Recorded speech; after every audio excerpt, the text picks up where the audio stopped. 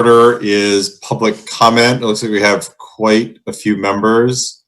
I am going to ask people to be brief and also please name themselves. Jim, can I ask a question before we do public comment? Yes. Oh, yeah, go ahead. First, do we have to take roll call? We do have to take roll call. Okay. Yes. And second, could we make it a practice when we have lots of folks from the public to sort of walk them through the agenda so that they understand what the pieces are? I just remember when my first meeting, I had no idea what a consent agenda was. And so it just seems like it might be helpful for helping people understand where we can talk and where we can, what pieces are. Yeah, let's do that. Let me also just give a little context, because I think a lot of people are going to speak on the SRO. So hold on, so let me just minimize my screen so I can look at the agenda, which is not appearing for me.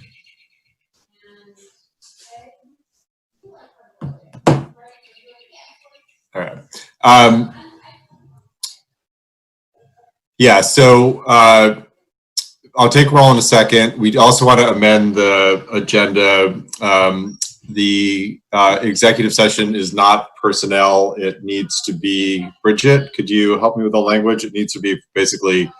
Yeah, it's contract negotiations and confidential legal communications for the purpose of providing legal advice. Okay, so we will amend the agenda to reflect that. So so we're going to have public comment. There are the consent agenda. The consent agenda represents routine items of business, like approving the minutes, tonight we have the minutes and the warrants, which is basically just the paperwork we have to do for payroll. The routine business that doesn't require discussion unless a board member requests discussion on a consent agenda item. Then we're going to have an executive session with Pietro Lynn, who is the district's attorney. Executive session obviously is confidential. And then we will be having after that board discussion, reviewing committee assignments, and we're also going to get an update on COVID, where Libby will walk us through where they're at so far with planning to reopen schools. Since I think many of the members of the public are here to make a statement on the SRO, which I know is a topic of concern to many. I want to make a couple statements. One, we heard extensively last week from several people who spoke very articulately about concerns, both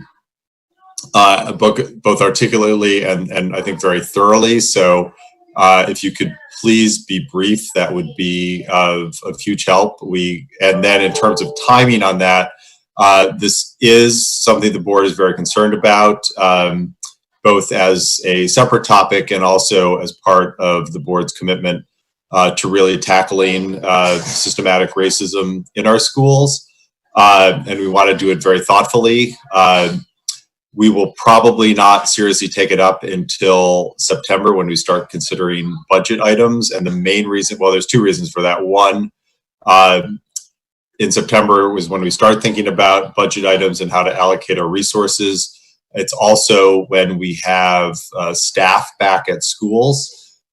So we can hear from social workers, counselors, other members of the staff who are part of the part of the structure that deals with behavioral issues, and really figure out what the role of the SRO is, how it mixes with other functions, and other ways it might be fulfilled. The second piece is, as you all know, we are wrestling with trying to figure out how to open schools safely in a very difficult time. There are a lot of obviously public health concerns and just a lot of logistics of figuring out state guidance that is coming out, and this is simply uncharted territory in terms of how to restart school in the fall with in-person school, with figuring out transportation, doing it in a way that's safe. The administration is working tirelessly on this, and as important as the SRO issue is, it's of primary concern that we get the opening of schools right. And I just don't think there's, frankly, the bandwidth in the administration's part to engage the SRO issue at the level it needs to be engaged at until we've got kids back in schools and we've got a good plan for that. So I just want to throw that high level thinking out there before we start public comment, so people know that the board is concerned about this. We are planning to take it up. We find it to be a very important issue, but it will be something we more seriously engage in the fall. So with that, let's do board roll quickly, and then we can hear from the members of the public. And I would appreciate it if people, if possible, can keep their statements to 30 seconds or less. And when they give it, also please identify themselves. So Bridget Assay, present. Present. Let me expand my view here. Jill Remick. Here. Jerry Huck. Here. Aniket. Present. Mara. Here. Andrew. Here. Ryan. Here. Emma. Present. Present. And I don't think I missed anyone. Did I miss anyone, Libby? Everyone's mixed up with the public. Is there any board member present who did not say they were present? I think we got all. You got Aniket and Ryan? We got Aniket and Ryan. Yeah. Okay. All right. All right, so public comment, please, and the participants. Okay, one other thing too, we're also going to turn off the chat function. The reason for that is not that we don't want to hear from folks, but the chat function, we talked to the School Boards Association, the chat function puts us in an odd position in terms of public comment because it's basically a continuous open public comment throughout the meeting. So we have decided to turn that off. You are welcome to email us with comments during the meeting or anytime as board members. That information is on the website. If you look in the school board portion of the website, all of our emails are there. So if you have thoughts or comments in addition to what you might want to say tonight or just generally, please contact us there. And Libby also obviously is someone you can contact as well, but we are going to turn the chat function off. So if you want to make a comment, please, if you look at the participants, if you hit on the participants button in Zoom, there should be a raise hand function. If you can't find that, please email me at Jim Murphy, all one word, at mrpsvt.org. Again, Jim Murphy, all one word, at mrpsvt.org, and I will get you in the queue. So let's go. We'll go down the list with the hands raised.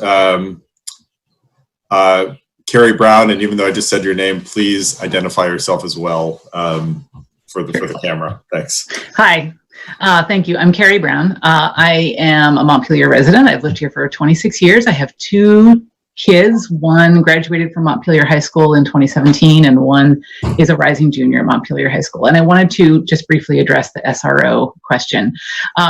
I have a long time ago background as an educator. When I was in college, I went through all the teacher education classes. I learned about how to teach academics. I learned about how to provide supports to students beyond academics, emotional, and to connect them with resources they didn't otherwise have. I learned about classroom management and how to handle behavioral problems.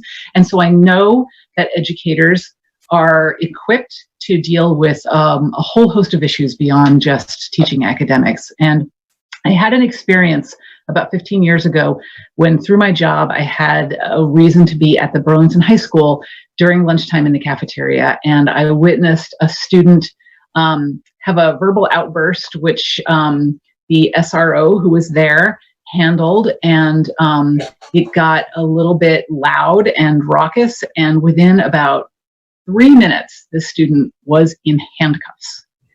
And it was so striking to me to see that a behavioral problem that was pretty similar to many that I had witnessed and that I know that teachers in high school see and know how to deal with, was handled by treating the student like a criminal. And that it just really struck me that when you put somebody who's in the position of coming from a law enforcement perspective, that it can very easily seem that a problem that presents itself is one that needs to be solved that way. And this is to say nothing about how any of the SROs in Montpelier have behaved themselves, but it is to encourage us to think, to kind of back up a little bit and stop talking about what it is that the SROs in Montpelier have or haven't done, and to think about why it is that we think that a law enforcement officer is the person to fill that role in the school, why they're the person we want for conflict management, why they're the person we want to connect with community resources, when we know that counselors and social workers and coaches and teachers and mental health workers and school nurses have the expertise to do that, and that is a much more appropriate, they're more appropriate people to fill that role. And then I also really want us to think about the issue of safety. And when we are talking about all the benefits that we're hearing that an SRO provides, and maybe there are some good benefits, and then we weigh that against Black and brown children and their families in our schools who are telling us that they feel less safe with an armed police officer, someone with a gun in the building every day. And we really need to ask ourselves, are the benefits that we're getting, what is worth these students feeling less safe every day at school? That's all. Thank you very much. Great. Thank you, Carrie. I have Jessica Edgley Walsh next. Jessica? Hi, Jim. So Jessica Edgley Walsh. I live on Blackwell Street in Montpelier. My older kiddo is a rising kindergartner this year. And I'm also here to speak to the SRO issue. So first, Jim, I was a little surprised by your opening, not because this shouldn't be a budget issue. I'm glad that you have sort of slated this as a budget conversation. But I don't believe we need a budget conversation to make a decision as a community that we don't want police officers in our schools. I don't think that needs to wait until September. And I hope that you all make that decision beforehand so that the Black and brown students and their families who raise their voices in this moment don't feel like they're heading into another school year having not been heard. Because I think that's entirely inappropriate based on this conversation happening now, months ahead of time. And then about kind of how I'm thinking about this as a topic in my kids' schooling. A number of folks, I believe, have spoken to kind of how it is to be triggered by a police officer. It doesn't matter that you don't know them. It doesn't matter who they are and what their personal track record is.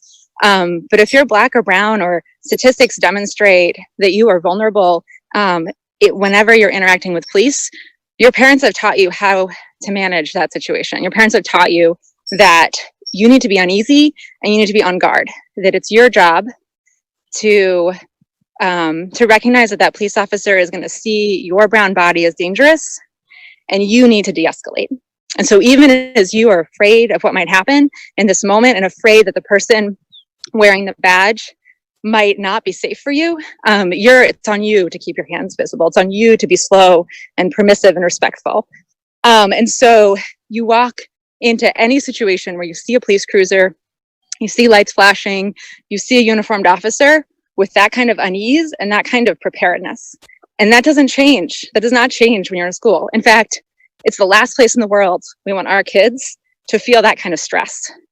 So I'm hopeful that this conversation will land in a place where we recognize that every student's safety, every student's sense of comfort and ease in their school building is what we need and need to prioritize. Thanks. Thanks, Jessica.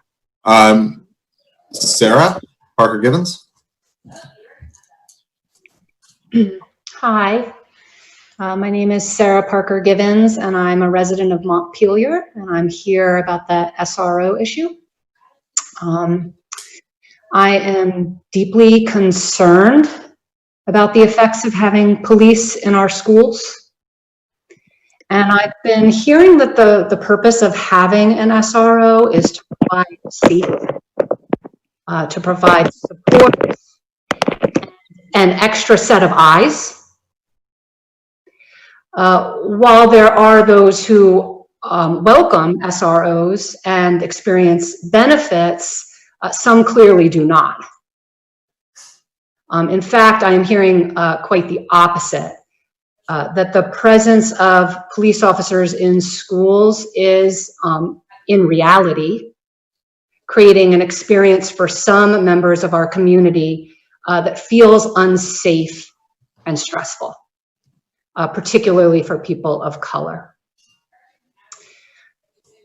So my question is, are police officers the most appropriate trained professionals to be playing this role, considering the goal is to create a safe atmosphere for all children? And how do we ensure that we are meeting the needs of everyone in our community? Thank you.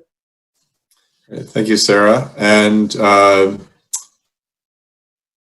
Adisa is the last name, and sorry if I mispronounced that.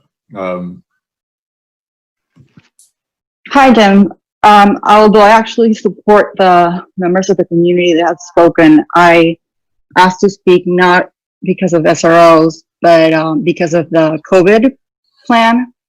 And thank you, Libby, for responding to my email and explaining that teachers are getting more training to be able to teach online. But I'm actually also interested in what the expectations will be for that online plan if and when we transition to it. Last spring, it felt like our kids weren't able to receive the education they deserved. So I'm hoping that now with appropriate planning, we can learn from other schools in the US and all over the world that did manage to transition to a full curriculum. And I'm happy to support in any way. My daughter's cousins and friends, were having full school load, whereas she was pretty much done very early. And I would just like to see a different plan. And thank you for all that you're doing to open schools. Great, thank you very much. I don't see any other hands, so we will, I didn't get any other emails. So thank you everyone for commenting. And also commenting is not meant to be back and forth. So we do listen, we do take it very seriously, even if we don't respond in real time. So next item is the consent agenda. Do I have a motion to approve the consent agenda? I'll make a motion to approve the consent agenda. Do you have a second? Second. All those in favor? Roll call. Bridget? Aye. Sorry, it took a second. Aye. Andrew?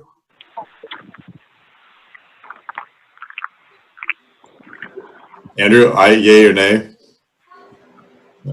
I think that's Emma on the 802-249 number. Emma? Yep.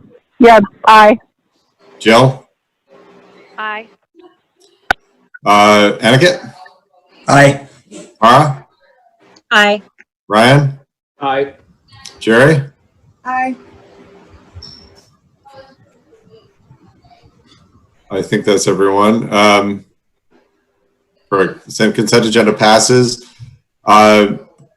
Bridget, I'm going to ask you to make the magic motion.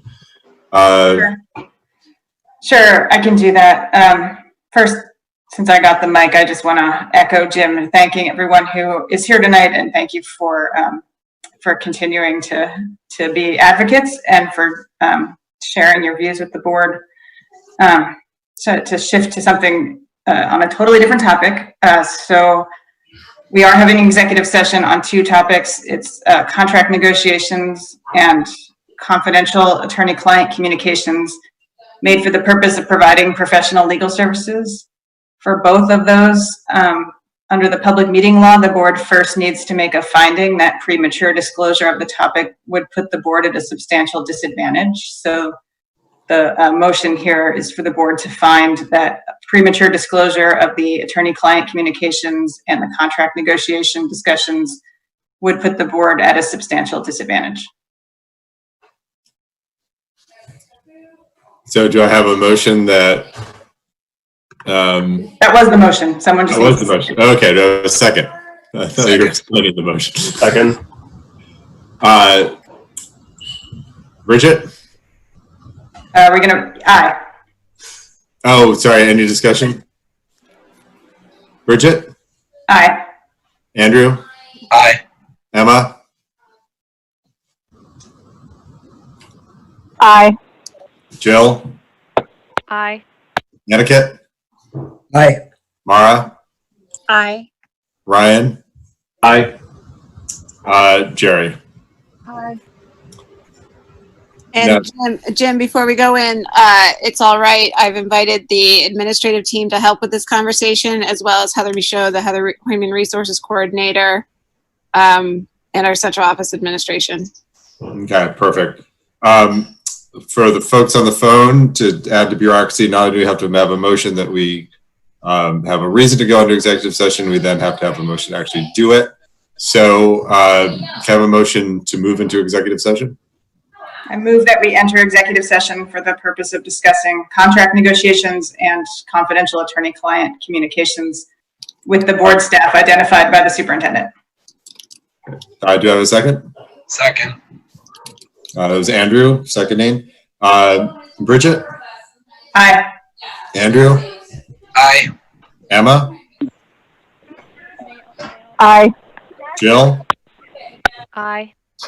Aniket? Aye. Mara? Aye. Ryan? Aye. Jerry? Aye. Okay, we now have the motion, so now we have to work the Zoom magic. Got it. I see Pietro has joined us. Okay. We will be back hopefully in 20 minutes, half an hour for people who want to hear the discussion afterwards.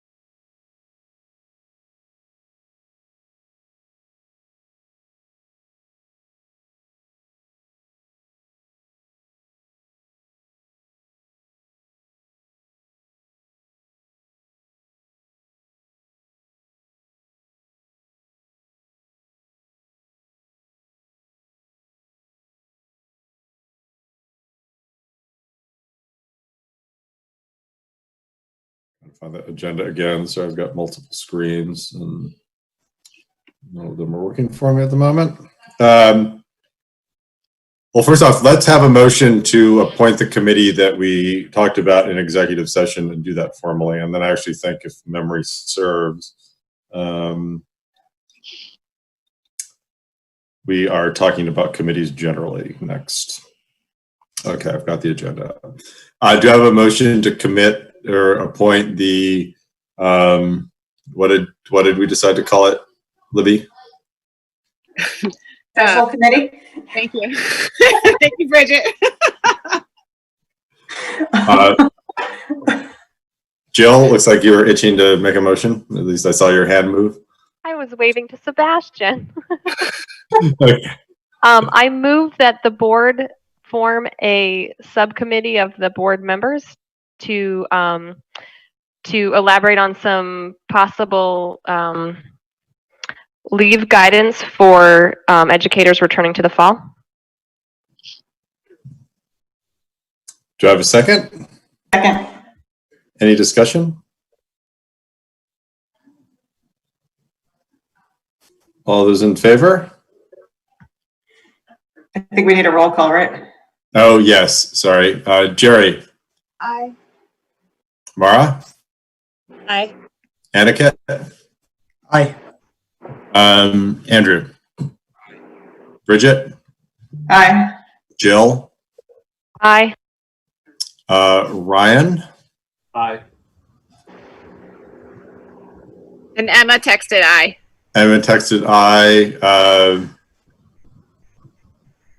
Did I miss anyone? Ryan? Nope. No. Okay. Emma also says she'll volunteer for the team. Okay. So, And she actually said that. I'm not just making it up to have. okay. Perfect. So we have committee appointed with Emma as a new volunteer member. Can Emma come back now that we're in the regular session? Yeah, Emma, actually, Emma, why don't you try to get back in now?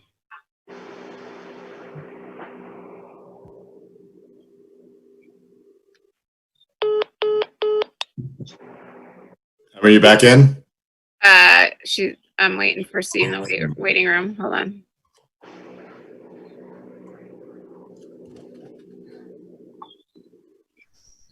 Why don't you keep going, Jim? And Okay. Board discussion, review committee assignments. We're going to reappoint our negotiations committee. My understanding is that Andrew still wants to continue. I think we somewhat volunteered Jill last week, and rumor has it that Jerry might be interested. I think if that's the case, that's a good slate. And then Emma, I hope you're back on. she is. We texted Emma is interested in the policy committee. Jim, really quickly on negotiations. I'm here. I only have the bandwidth to do the teachers negotiation.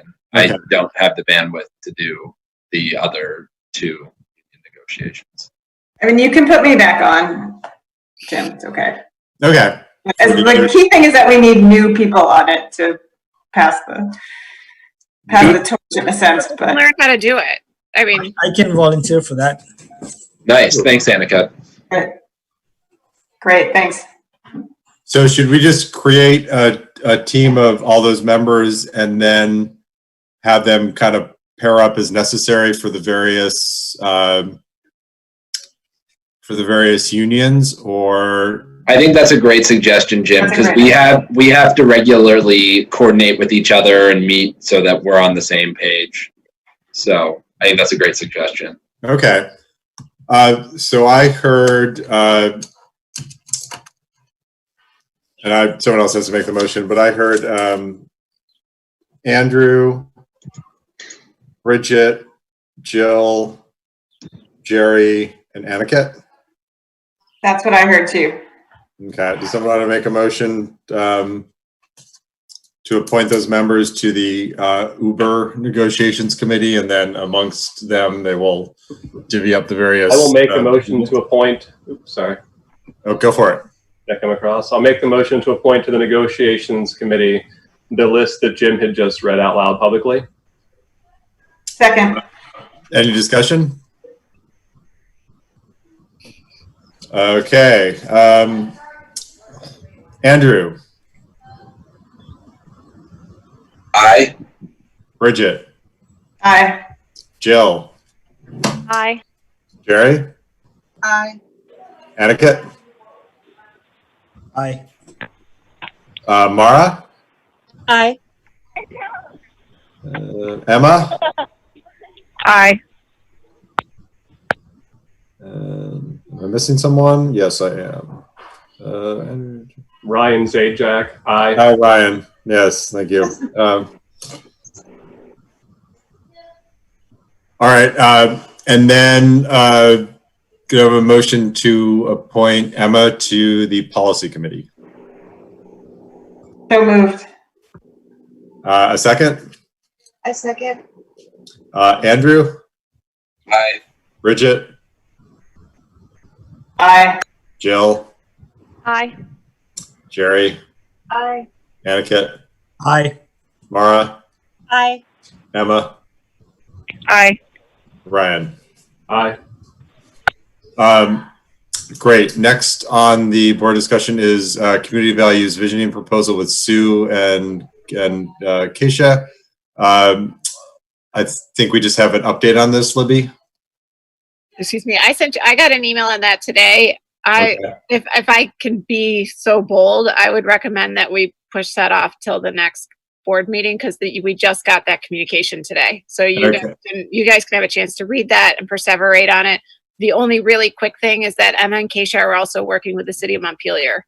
Okay. And so I had some conversation about that I can brief the board on, but I would suggest we do that at the next meeting. Okay. You can be so bold, and unless anyone has objections, we can talk about it at the next meeting. Anyone have objections to that? Great. So now we're into board communications around COVID and COVID-19 planning update. And this time I am going to kick it to you, Libby, as I know you have. And first of all, before I start off with this, I just want to thank you and the administrative team and really all the members of the district for all the hard work you've been doing this whole summer trying to figure this out. I know it's a huge task, and it seems like every other day you get guidance that throws a new curveball in. So it's obviously so much is on the line with the health and safety of our kids and the need to bring them back into the classroom safely and meet the educational excellence standards we want. And I know you're figuring out things in completely uncharted territory. So I just want to acknowledge that and give a big thanks from me personally, and I'm sure the other board members feel the same way. So yeah, thanks for that. And the principals and central office team who are also on this are send them some chocolate, particularly Katie and Beth. Welcome to the principalship, girls. So Aniket actually brought this to me last week sometime, and we had a conversation. Just thought it would be a good thing to bring to the board as well. I know the school, you all are getting emails from community, and I know how anxious our community are, rightfully so, around the opening of school. And I'm going to talk more about that in a second. The principals and I are starting to get a few more emails, but we really weren't getting many. The community was going to you instead, and we need to see those. We need to see what the themes are. We need to see what's popping. It helps us prioritize or try to prioritize some things. So Aniket and I were talking about just answers to the community around Libby and the principals are really working, or Libby and the team are really working hard on this. Please email the principals or Libby, and they will get back to you as soon as they can with the information that they have. We would just really appreciate that. It truly helps us when we see them as well, see the emails and the concerns that you all are getting. So if you're getting them, either forward them to us or ask the person who's writing to you to write to us. I saw Bridget did that the other day around just please email Libby around that, and Annika did it. And I think it just helps to add clarity to the process that most of these decisions, if it's not policy, finances, or your evaluation of me, are happening at the administrative level. So that would be just our ask as administrators. So I don't know if we need any more discussion around that, or. I think that's okay. I think that's good and super helpful advice. I just want to, if any member of the board has a question about that, feel free to raise it now. Nope. Okay. Thanks, Libby. We can go into Okay. the planning. Yep, planning. So I have my list in front of me. So of things that is just skimming the surface around where we are right now. So our administrative team, the people who are at this board meeting, and they'll most likely be asked to come to the rest of the board meetings as we go in case the board has questions for individual principals or central office administrators. Did I see Andrew on this yet? Andrew, oh, Andrew's here. Okay, sorry. Only because he's going to speak in a minute. The team who's on this call is, we're working around the clock to try to put this plan in place.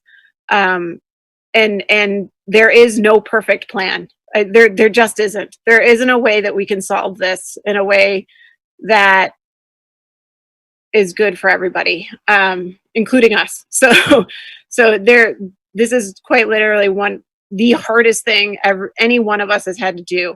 And the other thing I really want to get across to the board and the community is that the state has issued common guidance for all schools, but all schools and districts are going to put that guidance in place differently. So there's the comparing between what universities are doing or what other districts are doing or what schools just doing. I'm going to ask to try to not do that, because all of our buildings are different. All of our staffing is different. We have different policies and procedures. We have different school boards. We have different community expectations on us. So every school and every district in the state are going to abide by these guidelines in different ways simply because of the logistics of where we work. And so we want to try to stay away from, well, Burlington's doing it this way, right? It's because we're Montpelier-Roxbury, and our schools are the way they are, and our campuses are the way they are, and our staffing is the way they are. And you all as board members are the way you are, right? So we have different fund balances, we have different everything.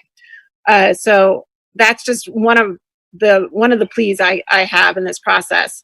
So our administrative team met for a good 4-ish hours this morning. We meet every Wednesday, and then on every Thursday we meet with the nurses union leaders from all 3 unions and administration. And I just want to list a few of the challenges that we need to overcome. And this is not an exhaustive list in any way, shape, or form. So staff illness and substitutes, part of the guidance is not to cross-contaminate people and not to bring outside people into the building. So we want to, Dan French says we want to protect the perimeter of the building. That means that we need to limit substitutes or not use them at all. So we're really trying to create plans where we don't have to rely on substitutes. A major problem that we have is how do we protect our staff members that we were just talking about, over 40 of which fall into an at-risk category. A huge challenge is health checks at the first point of contact. That means that kids who get on the bus have to be health checked before they get on the bus. That means we need bus monitors for every single one of our buses, and we need substitute bus monitors for every single one of our buses who are part of our staff. So once they're health checked, kids can't cross-pollinate with each other for those who've been health checked and those who haven't. So the morning routine at, let's say, UES is a bit of a nightmare. And so that's a major challenge that we're having. And we also, by the way, have to maintain physical distancing while we're doing it in a pretty much city school. So that's a major challenge. The parent drop off and pickup, major challenge. And how do we do that with the staff that we have? There's no shortage, as I know every single one of the people on this board meeting and in our community know, there's no shortage of perspectives about whether it's safe or not to come back to school at all, right? There's no common agreement to that. And so we're working in that environment. We have been told by the state of Vermont that we need to get in-person instruction going. That's not our decision. It's not your decision as a board, but we've been told to get that going. And we all know the conversations that are going around about whether that's the right call or not, but that's the call they've made. Another question that we're really grappling with right now is how do we provide a remote learning option for our at-risk students first, and other kids who simply want a remote option, or other families who want a remote option. I'm going to talk more about that a little bit, but that is a major piece. And with the guidance that came out at 2:00 this afternoon, that was the first time we heard that we could even give a remote option for a kid who wasn't at risk. So we've been planning for remote, and now we've got to pivot to plan for multiple pathways for kids and staff it. How do we need supplies. We need a lot of supplies. The financial responsibility here and burden is mounting by day. We need tons of stuff to make this happen. And most of the supplies that we need are about 5 to 10 weeks out. So the chances of us getting them in time for the start of school for much of the things that we actually really truly need are probably not going to be there by the first day of school. And that's a challenge. And I'm not talking about like things like pencil bins. I'm talking about things like Clorox wipes. And so we're having to pay a whole lot more to get Clorox wipes into our buildings. We need more time with staff prior to kids coming to train them on the countless new procedures that we have to have in place, that we don't even know all of them yet, but there's tons of them, as well as do virtual learning better, because there's a very large chance that we will be back virtual. And we know that we have to do that differently and better than what we did before. And we need time with our staff to ensure that they have a better grasp of what that looks like. We're not deer in headlights anymore. We can predict this is going to come, so we need to be better at it. And they need training on it. Right now, our staff is on vacation, and we can't call them back unless we pay them handsomely. And we don't have the money to do that. And it's a volunteer piece still. They can choose not to come. So we have to have them when they're contracted to be there. And so we need more time before school starts with just our staff and not kids. I'm working on that right now, and I'll talk about that in a second. Hiring. We have a lot of hiring to do, and that has nothing to do with, or has a little bit to do with people who are saying they're just not going to come back, but it also has we have positions that we need to hire for. So right now we have a 0.5 MHS and a 0.5 RVS special education position, 2 different positions that are open. Our 1-2 multi-age teacher at RVS resigned on Tuesday, so we now need to hire a 1st, 2nd grade multi-age teacher for RVS. We need at least 10 bus monitors. Now we have 4 volunteers, so I need 6 more. We have a food service vacancy at RVS with nobody to serve food for kids at RVS. We don't have a nurse at RVS. We don't have a PE or health teacher at MHS, although we have a good candidate for that right now. We don't have a technology educator at UES, although we also have a candidate for that right now. So I'm hoping those 2 will be filled very shortly, but that's a long list, and we haven't even gotten into, I'm not coming to work, what are you going to do? And we also have a few other IA positions. I believe we have 2 that Bill is interviewing for either today or tomorrow. So that's a significant list of hiring at a time when people don't want to come work in a school. And there's some necessary positions. We cannot run our buses if we don't have a bus monitor on them. We can't do it. So we need bus monitors. We need bus monitor to ride from Roxbury to Montpelier, and from Montpelier to back for our students at MSMS. We couldn't find one last year, and it's not looking very strong this year in finding one. We've posted it for now 2 months. So that's a challenge. We don't have all the guidance we need from the state to plan. We have no guidance on special education whatsoever, none. We have not gotten guidance on special education. We have not gotten any guidance on our pre-K students. We have not gotten the matrix of how to deal with confirmed cases or school closure. We're supposed to get a matrix from the Department of Health that says when we would close school, or when we would close a classroom, or when a teacher has to do this, or We haven't gotten that guidance at all. And that's coming from the Department of Health. And I know that's a major piece of the anxiety in our community right now, that they want to know those answers, that we have been told that's not my decision and it's not the board's decision. It's the Department of Health's decision, and they're working on a matrix, and we shouldn't expect it anytime soon. That's what the answer to that question was. So that's just like scratching the surface of the challenges that we're trying to overcome. And as our administration learned this morning, as we were talking, well, we knew this, but really came to head this morning, as we start to get some headway in deciding one piece, somebody will be like, well, what about, and then it snowballs into new challenges that we hadn't thought about before. So it's significant, it's challenging, and it's incredibly hard. I have Andrew and Grant here so that they can talk about some things that are also some concerns that I've seen in the community. Andrew's going to talk about ventilation work in our buildings and the ventilation that we know about, because he was on that right away. And then he's going to mention our cleaning plan as well, because Tom Allen, our lead custodian there, is on top of that. That's actually not a concern right now for me, which is big, because Tom's so good, and Tom and Andrew's team are so good. And then I'm going to have Grant talk about the different financial supports that supposedly are coming, that we also got in the guidance today at 2:00. So he's going to tell you what he knows about that as well. And then I'll continue with some other decisions that we've made afterwards. So Andrew, go ahead. Yeah, I feel kind of guilty here in that we are some of the rays of sunshine in this whole dilemma, in that we do have real control over of what we've got to deal with. We'll start with the cleaning.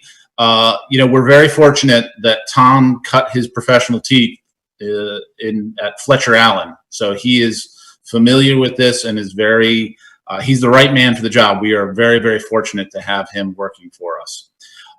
He, as Libby mentioned, cleaning supplies, wipes, all that. He is not just placing orders and saying, well, they say it's going to be here, and hoping for the best. He is working on his suppliers. He is not taking promises. He wants, he's not just taking people's word for, oh, it'll be there.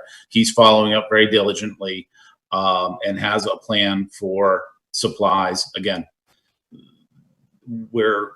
when they show up, that's a different story. But like I say, we're not just taking people's word. We're following up with it. He's got a strategy for how he will stay stocked up through the year. And with regards to the staffing, his staff, as we do not have the specific, we will have this person in this hallway at this time doing this, but we are, the principals are doing with theirs, as they gel their program in their school and how they're going to operate, we're following behind, figuring out how we're going to be there to help and maintain the buildings. With the public not allowed in the buildings, with things like cafeterias, auditoriums, presumably, if I don't remember specifically, locker rooms, there's a lot of spaces in our buildings that we're just not going to be able to use this year. And so that's going to free up some of our crew. It's going to free up a lot of our crew's time, and we'll be able to shift those to more of the more visible things that we'll see of, rotating through the halls, wiping the high touch surfaces, things of that nature. Tom is comfortable with what he knows today. Libby mentioned some of the hiring, and we need to talk about this more, about whether we put some feelers out there for additional staff, just so we don't, let's potentially get the word out on the street. And we had not had very good luck hiring in the last year, but it's a different economy now. So we'll work with Libby and the board and Heather with regards to how we potentially post our needs, because we don't want to, because there's just the whole process through that. But I think on the custodial level, getting materials is going to be our biggest challenge. Tom has a plan. Tom is being very diligent with his suppliers to make sure that we can meet the needs. Any questions about the custodial aspect of this? Okay. With regards to ventilation, I know that's been a big conversation, and the state has now got a $6+ million grant opportunities for schools. Again, we are very fortunate. Last winter, as some of you may recall, we had all our buildings retro commissioned, which means we had CX Associates, an engineering firm out of Chittenden County, came down and walked through all our buildings with our controls contractor, as well as Tom and his crew. And what retro commissioning is they look at your system, see where the faults are, see where there's opportunities for improvement are, document it, put it in a report. I have those reports for every building except for Roxbury that are no more than 4 months old. So, the only reason we didn't do Roxbury is the building is small. It doesn't have a DDC control system, but we do have a mechanical contract that has very recently gone through that building with the eyes of what improvements do we make down here. So we're in a great position for that. I am meeting with Efficiency Vermont, CX Associates, our controls contractor, Tom and his crew tomorrow to kick off basically our grant application for work we want to do in the district to improve indoor air quality. In conversations with Efficiency Vermont, a couple months ago when this all started to come about, there was lots of conversations of let's do lots of stuff throughout the whole, from the CDC down to local levels. Now, after things have calmed down a little bit, people have taken the stance that says, wait a minute, you don't just start messing with mechanical systems. They are designed, they're engineered to operate the way they're designed and engineered to operate. What you need to do is to make sure they're operating the way they should, make improvements where you can, but just don't go willy-nilly in there and start opening dampers and all that, because come November, we're going to regret that a great deal. So that's where that retro commissioning is very beneficial, because we won't have to do that. We won't do that. We'll be very meticulous in how we make the adjustments. What we're going to fundamentally do is we're going to make our buildings think there's more people in them earlier in the day, staying later in the day. So we're going to move as much air as our systems currently are able to do. We're going to replace filters with a higher MERV rating, which is basically the percentage of particulate that can be taken out of the air. Where appropriate, where we can get filters, we're going to make those swaps as well. Fortunately, those filters really are just on the recirculating systems. It's not on the air intake. That actually you want as little filtration as possible. You know, as little filtration as what we've got will work there. We will make sure that we have operable windows. That's another huge piece to this. Make sure your window, you can crack a window. That's gets as much air into your room as anything. You know, Main Street and Union, that doesn't mean every single window is going to operate, but our goal is to have at least 2 that someone can easily operate safely, closed, secure, has a screen on them, so we have that passive system available to us. Opening doors is not really all that viable. Interior doors, most of them are fire rated. We talked about this last year, the idea of propping doors up to reduce the high touch surfaces. The local code official did not like that, which does not surprise me, which is in case of a fire, we want those doors to close.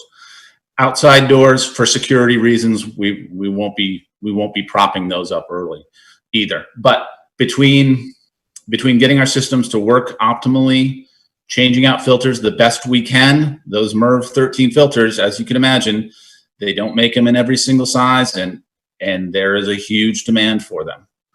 And like I say, we will get our systems working at the best that they can.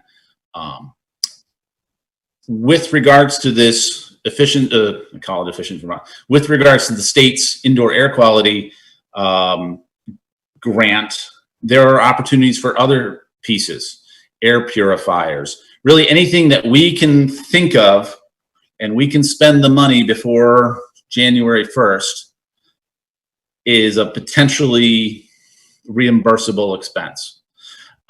They do not have parameters. They didn't have time to really set up parameters of who gets what and what makes sense. They're going to kind of get everything in and kind of go, yeah, that makes sense and that doesn't. And that's part of what tomorrow's meeting will be. We'll be working with Efficiency Vermont to say, hey, can we get a dozen air purifiers, even though we don't know exactly what room we're going to put them in UES, but we know there's 12 interior spaces that doesn't have great ventilation.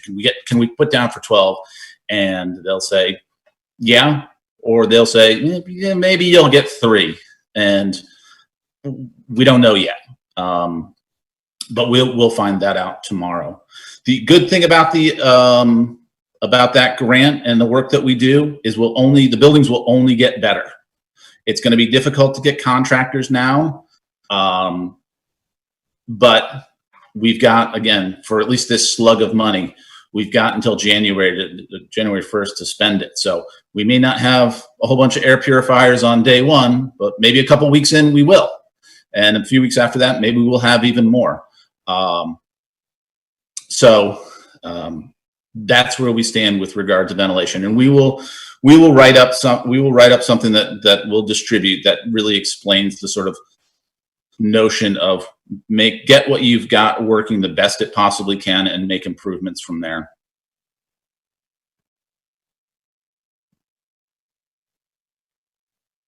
Any questions for Andrew around ventilation or cleaning? It'll also cut down on my complaints about cold blowing air at Main Street Middle School this winter. What do you want?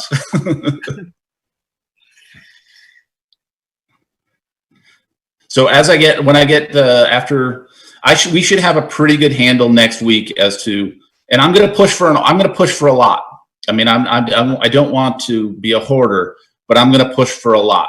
And I even talked about things like dehumidification down at Roxbury, which is just an ongoing problem. And some people were saying, yeah, that's an indoor air quality thing. And maybe we can. And we may have to do some horse trading with them where we say, there's no way we're going to get dehumidification into Roxbury while kids are in the building. Can we pay for the equipment and have it installed over the April break? And they're anxious to get rid of this money and to get it into the right hands. So we might get a yes on that. I don't know. That's one thing that I'm definitely going to ask for. That we'll see. All right, thanks, Andrew. You got it. Grant is up next. So you may have heard of elusive CARES Act money, CRF, and ESSER money. We're finally we got. Bear in mind, Grant and I got this guidance at 2:00 today. So we've been promised this for quite a long time. The CARES money has been caught up in the courts because of some decisions that DeVos made that were unfair for public schools. So I don't even know if we can apply for it yet, but because I didn't have time to read the guidance today, but Grant did. So Grant, take it away. Yes, good evening. So yeah, the CARES Act, there's 2 buckets of money in the CARES Act. There's Corona Relief Fund, or CRF, and then there's the Elementary and Secondary Schools Emergency Relief Fund, which is called ESSER. So you may have heard of both of those. Those are 2 different things, CRF and ESSER. We have, surprise, surprise, had conflicting guidance on what the money is, how we're going to use it. Right now, the business managers in the state belong to an organization called VASBO, so I may be referring to VASBO. Right now, VASBO is trying to clarify with the AOE several pieces of information regarding these 2 buckets of money. So, for instance, on last Friday, where there was a VASBO meeting, what we heard there was completely different than the guidance that came out today. And I'm not sure which is going to hold true. But let me just give you a little bit of a highlight on the 2. So CRF money is money that's available to cover expenses from March through December. So some of that money is considered FY20 and some will be FY21, depending on when you spend it. It's ironic that we don't have guidance on how we can spend money from March through June 30th, which is last fiscal year, even though last fiscal year is done and we're already in the next one. But we're hoping we can get some guidance on that in time to maybe post like a receivable and have it impact our books, but we'll see. What we were told at the VASBO meeting is if we need to be made whole, meaning we spent money on something like childcare, which we didn't anticipate, and we need to actually get reimbursed to be back to whole again, then our education spending grant next year should not be reduced. If, however, we incurred some expenses that qualify, but we already kind of had budgeted money for it, and we don't really need to be made whole again, then we might be able to put in for that. And then the ed spending grant will be reduced next year, which won't help us, but would help the ed fund overall. So that's one piece. What we talked about at VASBO is instead of all of us trying to figure out what we should put in for to help out the ed fund, there should be some statewide guidance on, everybody should put in for 5% of your teacher salaries from this period of time to that period of time. That way we're all being standard and putting in for the same thing. And it should be made easy because it's not helping us out, it's helping the ed fund out. So that's CRF. I think another piece of that is, I think the $6.5 million that Andrew was talking about is actually part of the Corona Relief Fund that was allocated to Efficiency Vermont to execute. And that would be money that's basically free to us and would help us. So I'm all for Andrew hoarding as much as he can. We'll see what we can do. The other bucket of money is called ESSER. ESSER money is only for FY21, so it's from July 1st forward. And I'm not sure yet what the cutoff date is. Likely December, but maybe not. It might extend further. We were told today that the grant application just opened up so that we could apply for ESSER money. I already went into that grant tool. It's not easy. It's going to be difficult to do. It shows that our allocation for MRPS is $253,000. But before you get too excited about that, that includes some funding for equitable services, meaning for services that kids are getting at non-public schools. So not our schools, but private schools. So it's money that's supposed to help out those kids and help out those other schools. Another piece of this is that, at least at the VASBO meeting, we were told all the money we get from ESSER is going to reduce our education spending grant. So if that's true, this money doesn't help us at all because it's really just giving us money in our left pocket and taking it out of the right pocket. So that's something that we're trying to sort out. Is ESSER money actually going to help us to get whole, or are we basically just getting that instead of getting some other money? Those are the big questions. I wish I had answers to give you right now, but those are the two buckets of money. We know that if we get money through the Efficiency Vermont piece, that's money that we'll not have to pay back. We do know that there is at least some money in the CRF that we can put in for that won't reduce our ed spending grant. We're just not sure about ESSER. So we'll try to just keep you updated. Libby and I will talk, and I'm sure she'll keep you posted on some clarifications as they occur. Our big challenge is going to be digging into ESSER because that grant is open now. We've got to apply for it, figure out what the rules are. So that's all I know for right now, and I apologize it's not more.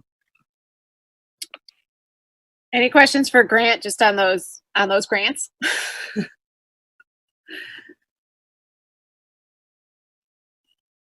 Grant is fantastic, and I tease him a lot about being the most conservative business manager in the state, while at the same time being the best business manager in the state.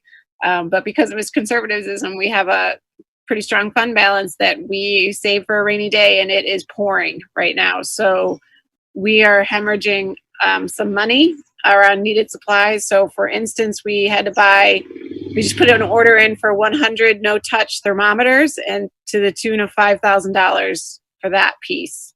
Andrew got a quote for the plexiglass barriers for all our offices, and that's going to cost us $20,000. So it's adding up. It's just adding up.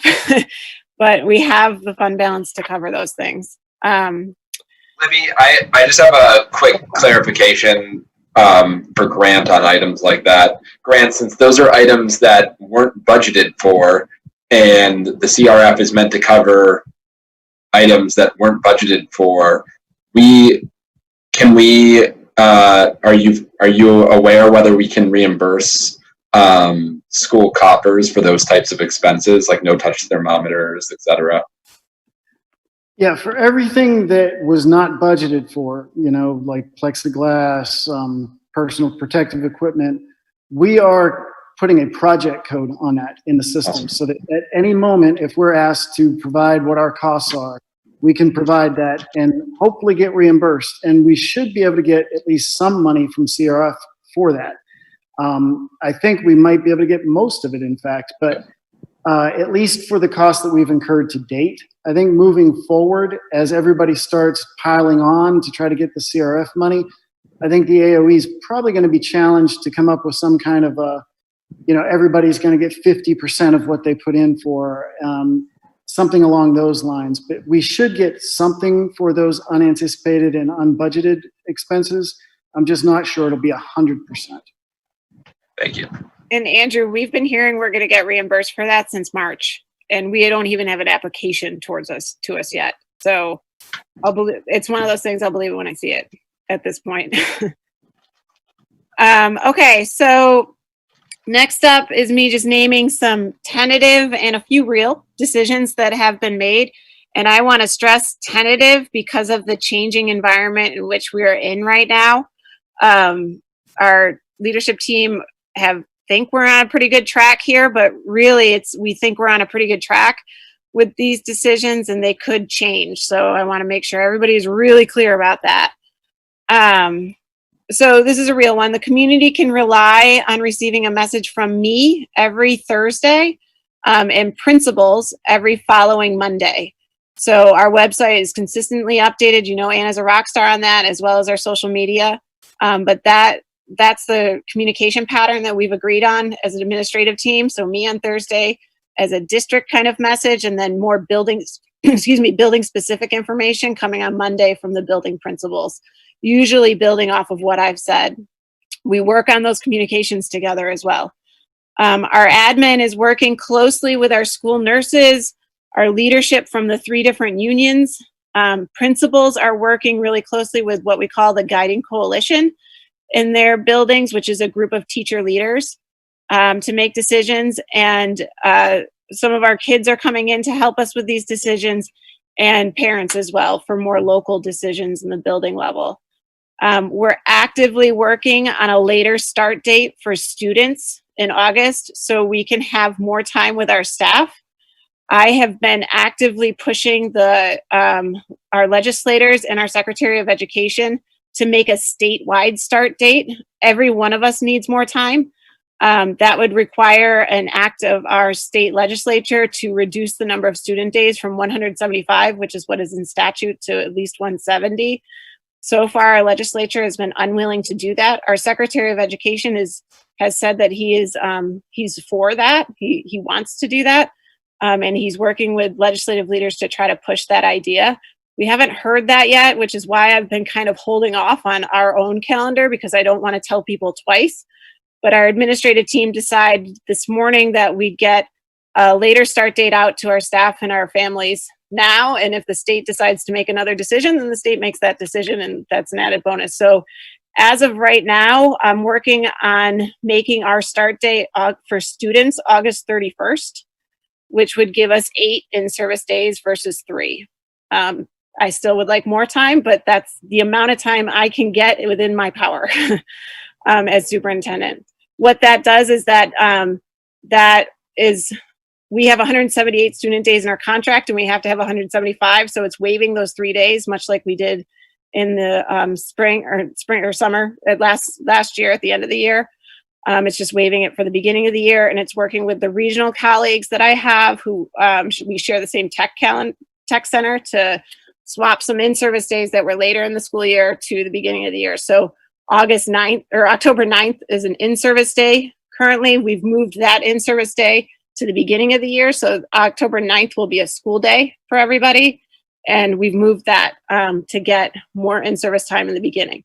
That new calendar will either come out tomorrow in my family communication, or I'll make sure the principals get it out on Monday if Anna and I don't have time tomorrow to do it. So right now, August 31st is what we're working on. But again, that could change if the state decides to go with a statewide start date. Right now, we're working with the idea that kindergarten through 8th grade will have a shortened school day. There are many reasons behind this.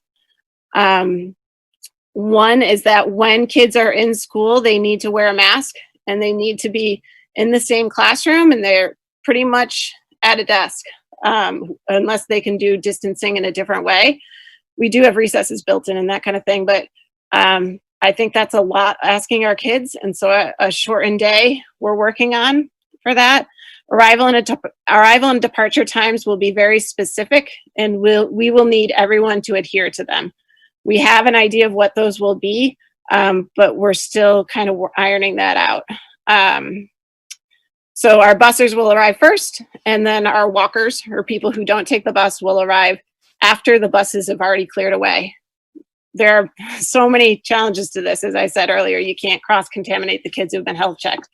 So we really need people to adhere to that. There won't be people coming and playing on the playground at UES or RVS before school. That's just not an option. We'll have gates that close it off.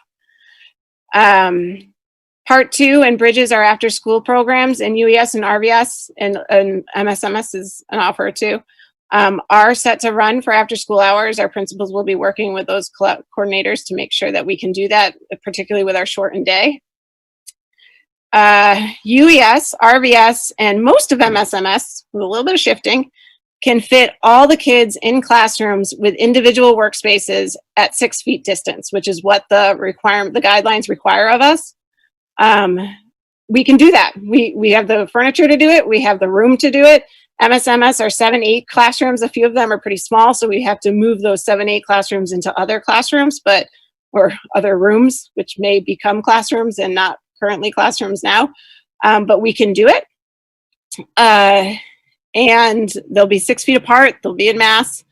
We're working on building a pod model for K-8 with 2 adults in every room. So what we're trying to do is not bring new germs essentially into a group of children or teachers or instructional aides.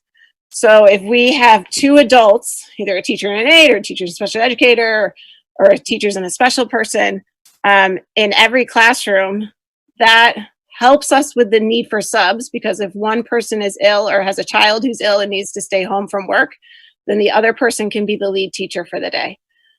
So we're working with that pod issue. It has ramifications. It has a lot of ramifications. So it would, and we're working through all of those right now. But we know that keeping kids with the same group of people and keeping our adults with the same group of people every day greatly eliminate, and keeping them 6 feet apart and washing our hands and wearing masks greatly reduces risk with this virus. So that's what we're doing. It's a huge staffing lift for our kindergarten through 8th grade. At RVS, we may need to increase some FTE to make it happen, because we don't have the staff currently at RVS.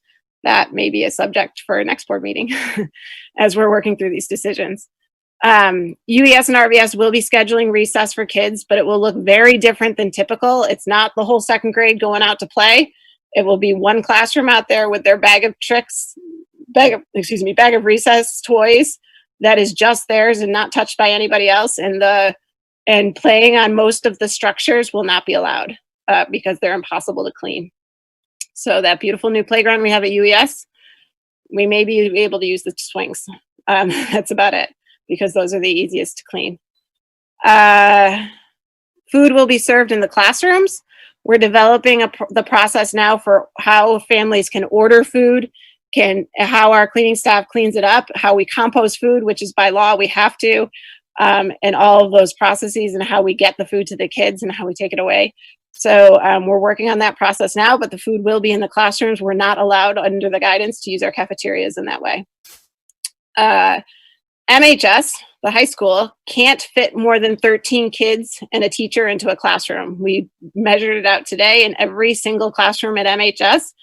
And so we're limited to 13 kids at a time in a class at MHS. And so Renee and her guiding coalition team are working, and I know Bridget took part in some of this last week, working on a cohort model where some kids will be in the building at some times and some kids will be at home at some times doing more remote learning, and then it will flip-flop. So they're working on that model now. I know people are eager to hear what that's going to look like. Give them time to work it out. It's rescheduling our whole group of kids, and we have to figure it out how we're going to do that. So they are working incredibly hard on that. And I know Renee has 2 days ahead of her, tomorrow and the next day, with her guiding coalition to do just that. And that's after a couple of long days this week already. So they're working on it, and to have some patience around that. The guidance clearly states that all students and adults are required to wear a mask in school, with the exceptions of those who can't for medical reasons. So that will be a requirement. Their parents and families can help us out now by getting their kids in masks, getting them lots of them. We bought an MRPS mask for every kid and every adult, but we just had one for everybody. So get your kids wearing a mask now with that in-person option, because they're going to have to do it. We don't know what it says for pre-K yet. That is not as clear as the other guidance, or kindergarten. It's not as clear. So we're still trying to get some clarifications on that. But pretty much every other child and every other adult will be wearing masks in school. And we have not solved the challenge if an adolescent says to us, I'm not wearing a mask and you can't make me. We haven't solved that very expected challenge.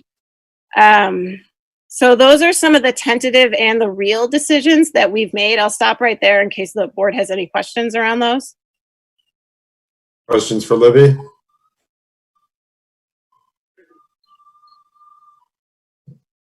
Just phenomenally impressive work on the part of you and your team. It's just mind-blowing and humbling how much you guys have thought through and making these decisions, and we're very lucky to have you. Thanks, Jill. I know that the community is really anxious for the specifics. We're just not ready yet. We're just not there yet. We're working very hard to get there, and we're almost there, but we're just not there yet.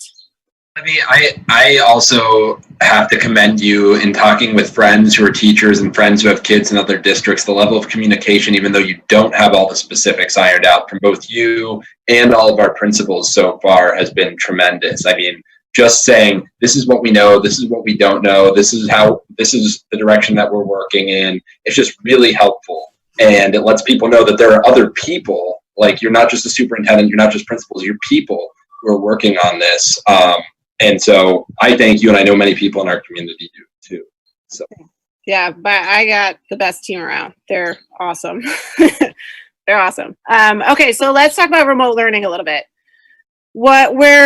So as I've said to you multiple times tonight, because it was a big thing for us today, we got the guidance today around remote and hybrid learning. When I say guidance, I mean rules, basically, when I say that word, from the Agency of Education around remote learning. Up until 2 o'clock today, we have been told by the secretary that this was not an option, except for kids who are medically at risk. That's why we haven't said much about it, because we didn't know if we were allowed to or not. What we were told was you need to plan for in-person instruction, and that is what the expectation is. Through pressure, I believe, the secretary backed off of that a little bit. And so we talked at length this morning about, and this was the beginning conversation, because we had been told not to have this. We were just planning and predicting that this was going to happen this morning. So this is all very new information, and we are really, truly working out everything on this one. So I know the community wants to know answers and wants the options, and we're working hard to get those. But truly, the guidance came out at 2 o'clock today. So we're working on it. Principals. So what we decided this morning is that we would first contact our list of kids who are at risk. And so we have across the district 71 kids that we know who would qualify as at risk right now by a medical diagnosis, in the categories that we've been given in guidance. So each of our principals are calling or emailing those families in the next couple days to see what they want. Do they want a remote option completely, or are they ready to send their kids back in person? knowing what our school day is most likely going to look like. We need to know how many of those kids want remote and what their grade bands are. So here's the thing about remote. When we say we're going remote education, it doesn't mean that if my child was placed in Susan Koch's first grade classroom, but I want a remote option, then that doesn't mean Susan Koch now is your teacher still. It may mean somebody else is your teacher. And maybe the remote instructor is your teacher. And so this is a way to work with at-risk staff, absolutely. However, I don't believe it depends on the amount of numbers that we need. So what we're looking for is whether kids who are at risk are going to be and fall in a medically at-risk category. That's important. And it's the kids who do that, want remote or want in person. We're finding that information and that number out first and what their grade bands are. Once we have that information and that number, the administrative team will look at that and decide if we have the capacity to offer that option to other people in our community. We don't know right now if we have that capacity or not. We are not a college. We do not have a technological infrastructure or a tech support staff that can really support a full remote system. And we have teachers who are in-person instructors. We don't have online instructors yet. So we need to train those who are doing that. So once we know those numbers and make those decisions and we talk to our staff, then we can make some decisions around how broad can we offer this as a option. We expect and hope to make that decision in the next 2 weeks. So if people can hold tight or in the next week, then we can try to make that work. Let's see. I just want to look at my notes here. So yeah, we will most likely, if we have a large number of kids who, if we offer it up to a large number of kids and a large number of kids take the opportunity for remote learning, that will most likely mean that we have to completely reshuffle our staff in our buildings. And so placement of kids wouldn't happen. And so with all of these decisions, it's we have to weigh the pluses and minuses. You know, we have to weigh all the consequences, and some consequences are good and some consequences are bad. And what consequences are we willing to take, and what do we have the capacity to take? And then we'll need to determine our staffing for the remote academy. I mean, the most logistical thing is look at our at-risk staff, right? That's the most logistic way to say it. But what if we have 8 elementary at-risk staff and we only have need for 3 teachers in our remote academy? How do we make that decision? So those are kind of the dilemmas that we're playing with right now, and they're not easy ones to solve. So really, these remote ideas were literally just discussed this morning, and so they're big and broad, and we don't have the exact answers. But that's where we're pointing to right now. I'm happy to try to answer any questions from the board that you have, but just recognize that it might be, I'm not sure about that yet. Is the implication that not at-risk students whose families let the school know that they are not planning on sending their child would be able to access the remote academy as well? If we determine that we have the capacity to offer that.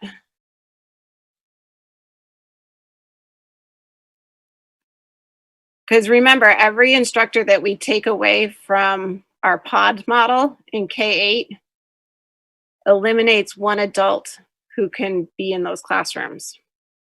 And that's a separate logistical question from if we have a case or something and we need to go back on stay home, stay safe, then those kids would still have their own classroom teacher Yeah, that's different. Yeah.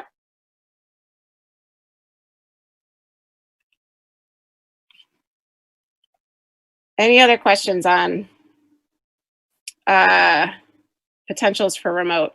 I know that this is a big piece of conversation in the community. I recognize it, and I recognize the desire and the need to know. And we would like to have it figured out too. We just haven't been able to yet.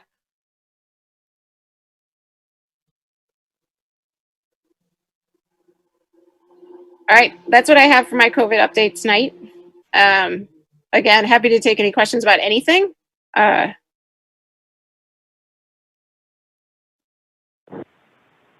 Questions for Libby? I have a question. This is Emma.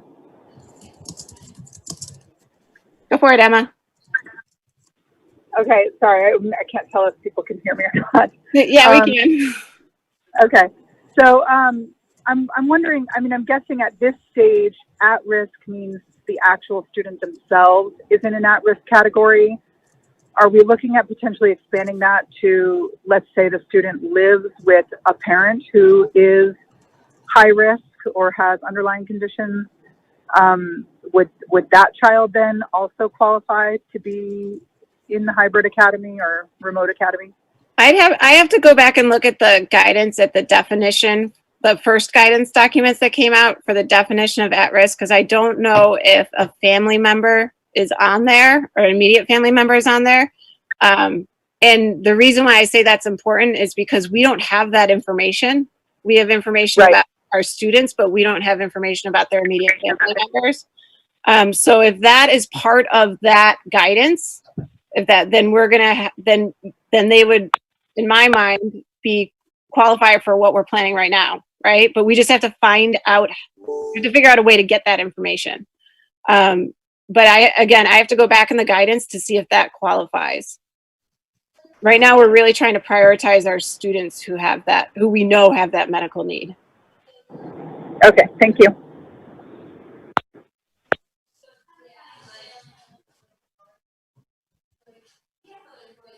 All right, Jim.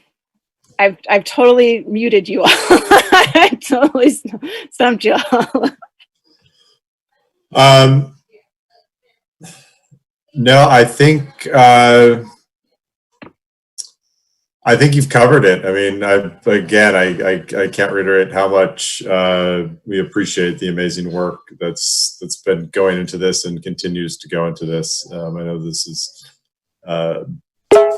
not on the curriculum in superintendent school, so we really appreciate that. We appreciate the work of all the principals and administrators, and just everyone who I know is working tirelessly and thinking about this round the clock. So a deep thank you.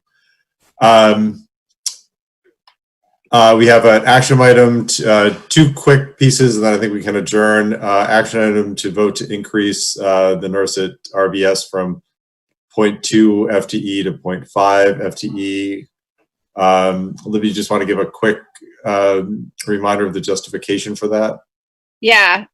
So if we were able to increase it to right now we can't hire anybody for a 0.2 position. And if we were able to increase it to a 0.5, that we feel that might be a sweeter pot to hire, as well as it would give us the opportunity to have a nurse at RVS every morning. So it's really essential during that health check time that we have a nurse there. And 0.2 is a 1 day a week nurse. So we need somebody there 5 days a week. And that would at least and if we end the school day early, it would give us a nurse for the majority of the time students will be at school. There will still be an hour or so where they won't have a nurse, but I think we're asking that's better than nothing. I had Grant cost it out because I knew my friend Andrew would ask.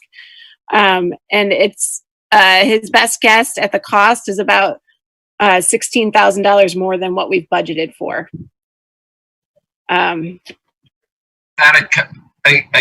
kind of a question for Grant here. Isn't that kind of a COVID-19 related expense though? You know, needing some additional healthcare services at Rutland Roxbury that weren't budgeted for? It might be. That probably falls in the gray area. Grant, do you know? You may not. Anyways, it's just something to consider. Yeah, it is. Yeah, that it might fall in the gray area. It might be covered by that. You're right. I'll move that the board approve increasing the FTE for the nurse at Roxbury to 0.5. I second. Any discussion? Great. Going on my list. Anakin. Yes. Bridget. Aye. Jill. Aye. Jerry. Aye. Andrew. Aye. Mara. Aye. Emma. Aye. And Ryan. Aye. Great. Hire is approved. And then last item, we have the second reading of the T28 transgender and gender nonconforming student policy. I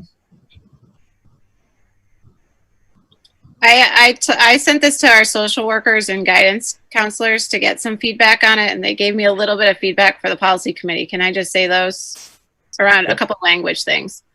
Under the definition of gender identity, and Mara can speak much more eloquently about this than I can probably, their thought or ask is to use Outright's definition of gender identity, which says, one's internal sense of being male, female, or neither of these, both, or other genders. Mara, is that right, or sounds about right? Yeah, sounds about right. So their request would be for gender identity for the policy committee to consider the definition of that be Outright Vermont's definition. And then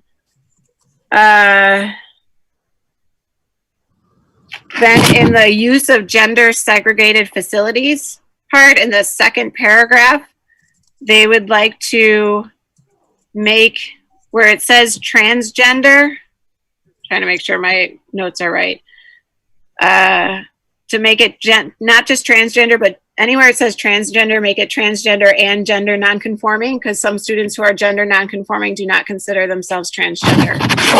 So it includes both of those words. Those were the big ones. They had a couple of other ones, but I think those were the big ones around those pieces of language. Any further comments or edits on that for the third reading? No. Okay, so we have one more reading and then it's finalized, correct? Mm-hmm. Great. Next item is motion to adjourn. Do I have a motion to adjourn? No? Yes, To adjourn. Second? Second. Andrew. Aye. Bridget. Aye. Jill. Aye. Gary. Aye. Aniket. Aye. Mara. Aye. Emma. Aye. And Ryan. Aye. Thank you all. We're adjourned. I really appreciate you holding it on these longer meetings and helping everyone out through this. Thanks, everyone. Good night. Thank you, everyone.